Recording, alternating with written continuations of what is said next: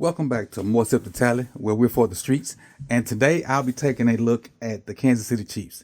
And what's about to happen in this coming series, I'm going to start at pick number 32 for the upcoming NFL draft and try to work my way down, obviously skipping 22, and play the GM for that team.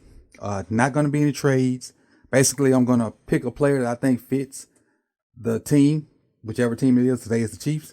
And kind of give a synopsis of why. So I'm going to start that series today here on More Sip to Tally.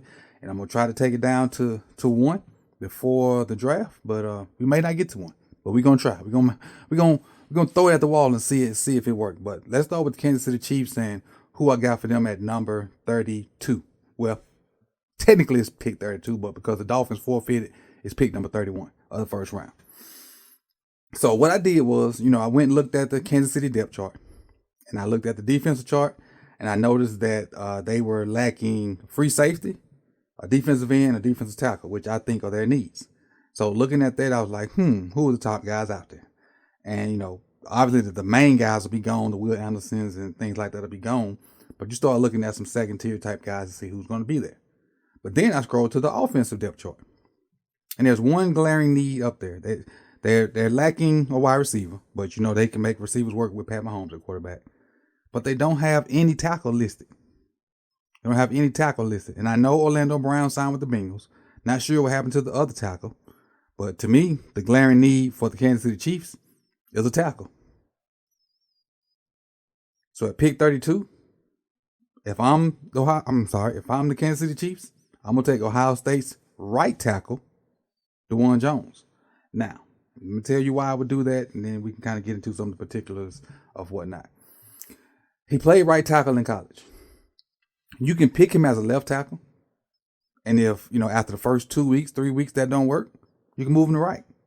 So I would pick him and try to find me another left tackle, whether that's via free agency or the draft. I would pick him because if he's not good enough at left tackle, the right tackle is always a backup plan. And he played right tackle at Ohio State opposite of Paris Johnson. So he probably will be just as comfortable as right tackle. And you may even find somebody good enough that you can start at left tackle and just plant him at the right tackle and let it ride. So, but let's talk about DeJuan Jones for a second. Obviously, right tackle from Ohio State. He's 6'8", 374 pounds, 36 and 3/8-inch arms, 1.92 10-yard split. Let's talk about his PFF grades. And 2019, which I would think he was a freshman. Yeah, obviously a freshman. Duh. He graded out at 52.4 with only 90 snaps. 90 snaps. 2020, 72.5 with even less snaps, only 80. Then he became a starter in 2021, which was last year. He graded out at 86.5, 790 snaps.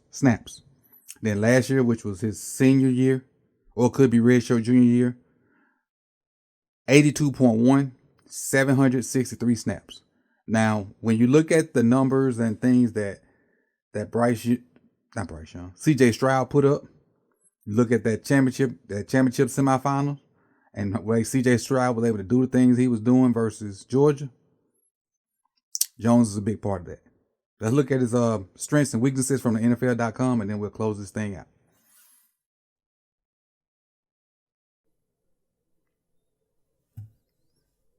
Let's talk about some of his strengths and weaknesses as written by the scouts at NFL.com. His strengths: human mountain requiring long hikes to navigate. And what that means is he's a huge guy. It takes a lot to get around him. Almost impossible to go through him. Again, 6'8", 374. Plays with good movement for a man of his size. Has a massive wingspan. Overwhelms rushers when his hands are timed up. Displays the ability to slide up to the edge with the rusher. Difficult to charge up enough to bull rush him because of his size, or for it no matter what. Features some knockback pop in his hands, so there are clips out there where guys try to bull rush him and he punch him, and you see that whiplash coming. There are clips out there of that. Runs feet through contact on play side runs, meaning when, like if it's inside zone to his side, when he makes initial contact, his legs don't go dead. He keeps training, trying to get the guy off the line of scrimmage. You have massive hands to lock on the opponent's pads.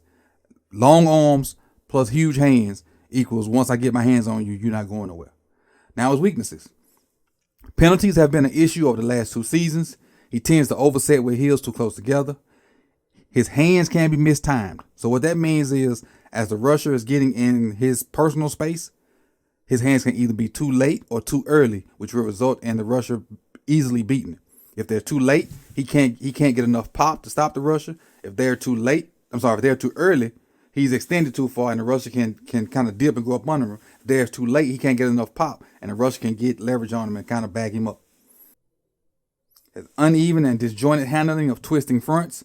So that means when you get a nose and tackle or a defensive tackle in the defensive end doing those twists, he sometimes can't handle them because of his footwork. Limited block sustained due to below average foot quickness, which I just mentioned. Must learn to create leverage with upward hand strikes and unable to execute move blocks with any consistency.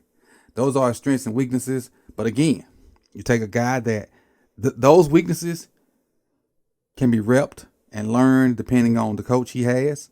But his size, his wingspan, his hand size, you can't coach that. And again, once he works on the nuances of his game and gets better at it, he don't have to go to class no more. He don't have to worry about study hall. It can be straight football all the time. Those weaknesses can kind of dwindle. And then again, you still got a guy that once he get his hands on you, you ain't really going nowhere. The thing is, he just got to be more consistent with getting his hands on you. And he'll probably start off not as good because the competition is better than NFL. Once he figures it out, you may have a guy that's there for a long time. So at pick number 32, technically 31, I say the Kansas City Chiefs select DeJuan Jones, right tackle out of Ohio State. Thank you for joining me at More Sip the Tally, where we're for the streets. You could have been anywhere in the world, but you chose to be here with me. And I appreciate all the support. Let's grow the channel during this draft season. See you soon. Peace.